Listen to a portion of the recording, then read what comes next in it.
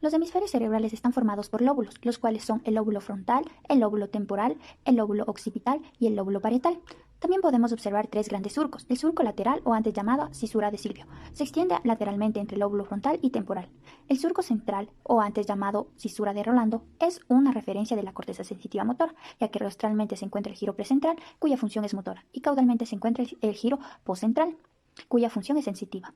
También encontramos el surco calcarino, la cual es una referencia anatómica de la corteza visual. En una vista lateral del cerebro podemos observar el surco central, delimitando el giro precentral. Observamos también el surco precentral, el surco frontal superior, el surco frontal inferior, delimitando los giros frontal superior, al giro frontal medio y al giro frontal inferior. El surco lateral está delimitado por tres ramas, una rama ascendente anterior, una rama horizontal anterior y una rama posterior. Observamos también el surco temporal superior, al igual que el surco temporal medio, que va a estar delimitando los giros temporales superior, el medio y el inferior. Siguiendo con la vista lateral podemos identificar el surco parieto-occipital y los surcos interparietales, al igual que otras estructuras como el surco poscentral, el giro postcentral y el giro parietal.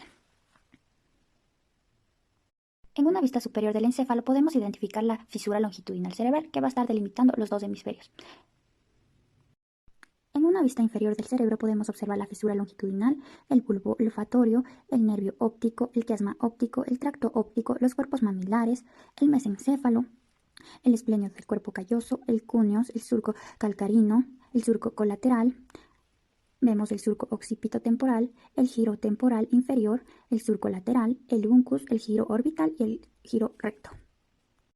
Al realizar un corte sagital de los hemisferios cerebrales podemos observar el surco central, el lóbulo parietal, el surco del cíngulo, el giro del cíngulo, el cuerpo calloso, encontramos el surco parieto-occipital, la precunia, el cuneus, los plexos coronoides, los surcos colaterales, el giro parahipocampal, observamos también el giro occipitotemporal y las demás estructuras como el uncus, vamos a observar las comisuras anteriores, el septum pelúcido y el fornix. Si nosotros observamos más hacia el interior del lóbulo parietal y temporal, podemos observar un lóbulo más llamado lóbulo de la ínsula. Si nosotros realizamos un corte transversal al cerebro, podremos observar las siguientes estructuras. Primero, el cuerno anterior del ventrículo lateral, la cabeza del núcleo caudado, el claustro, el núcleo lentiforme que va a estar formado por el putamen. Encontramos la corteza de la ínsula, la cápsula externa, la cápsula extrema, encontramos el tálamo, la cola del núcleo caudado, la radiación óptica, encontramos también el brazo anterior de la cápsula interna y el brazo posterior. Al revisar las fibras que pasan por la cápsula interna, vamos a tener las fibras frontopontinas, las talamocorticales, las corticonucleares, las corticoespinales, tanto del miembro superior como del miembro inferior, y las fibras talamocorticales. Y dentro de los hemisferios cerebrales vamos a tener áreas de Brodmann. Son mapas cerebrales descritas por el anatomista Corbinian Brodmann, quien describió el cerebro en áreas dependiendo a su funcionalidad. Vamos a revisar los más importantes, que son área 3, 1 y 2, que son del giro postcentral, y son áreas somestésicas primarias, donde van a llegar todos los impulsos sensitivos primarios. Después vamos a tener el área 7 y 5, son áreas de asociación sensitiva. El área 4 es el área motora primaria. El área 6, que es el área premotora. El área 44 y 45 va a ser el área de Broca, es decir, el área del lenguaje. El área 41 y 42 es el área auditiva primaria. El área 22, área auditiva secundaria. El área 17, que es el área visual primaria. Y la 18, que es la secundaria, área visual secundaria. La 19 es el área de asociación. Dentro del área sensitiva, somastésica primaria motora, vamos a tener una representación de las partes del cuerpo humano. Este es conocido como homúnculo motor y homúnculo sensitivo de Painfield, en el cual el tamaño de la proporción corporal va a ser representativa de la extensión de la sensibilidad. Es decir, como vía sensitiva, el índice tiene mucha sensibilidad, entonces el homúnculo va a tener un gráfico muy grande. Igual pasa con el pulgar porque tiene una inervación motora. Vamos a revisar una conexión muy importante de los hemisferios, que vamos a tener dos áreas que son importantes para el lenguaje: área de Wernicke y área de Broca. El área de Wernicke es el área encargada de entender las palabras que escuchamos, y el área de Broca es la área que emite el lenguaje. Estas se comunican a través de las fibras arcinatas o arcuatas. Una lesión en cualquiera de estas áreas proporciona afasia. Es decir, si es que hay lesión en el área de Broca, hay afasia motora. Es decir, el sujeto va a poder entender las palabras, pero no podrá decirlas. Una lesión en el área de Wernicke va a producir una afasia sensitiva. Es decir, el sujeto va a entender, no podrá entender las palabras, pero sí decirlas. Y una lesión en las fibras arcuatas va a tener tener una fascia de conducción. Es decir, el sujeto podrá entender y decir las palabras, pero no podrá nominarlas. Es decir, si es que yo le digo al sujeto que repita la palabra esfero, no puede hacerlo. Mientras que si le enseño una foto del esfero, sí podrá decir qué es. Y hay una área visual primaria que tiene una conexión con el área de Wernicke y para poder identificar e nominar las cosas. Y por último vamos a ver los ventrículos cerebrales. Dentro de ellos va a recorrer el líquido cefalorraquídeo. Estos van a tener cuernos anteriores, un cuerpo, un cuerno inferior, un cuerno posterior, un acueducto cerebral, un atrio, un tercer ventrículo, un cuarto ventrículo y un canal central.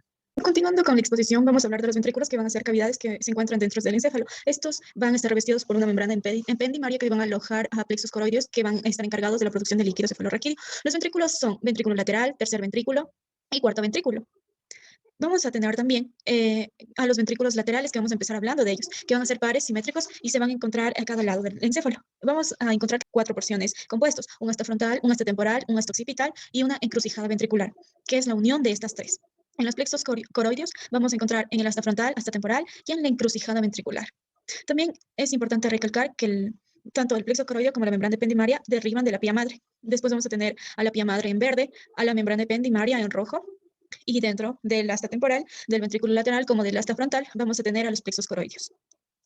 Vemos también una vista lateral izquierda del sistema ventricular representado en color morado, en donde podemos observar al asta frontal en rojo, al asta temporal en azul y al asta occipital en verde, y por último en la encrucijada ventricular en amarillo.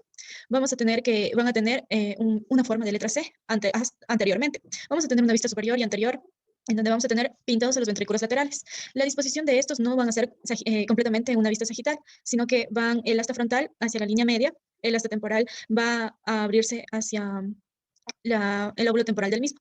También vamos a tener al sistema ventricular en una vista lateral derecha y una vista antero inferior. Después vamos a hablar de las principales relaciones. En gris, el cuerpo callosio. Vamos a formar un límite posterior, anterior y superior de los ventrículos laterales. Luego en azul vamos a tener al fornix, al ventrículo cerebral, al septum, que va a formar la pared medial de los ventrículos.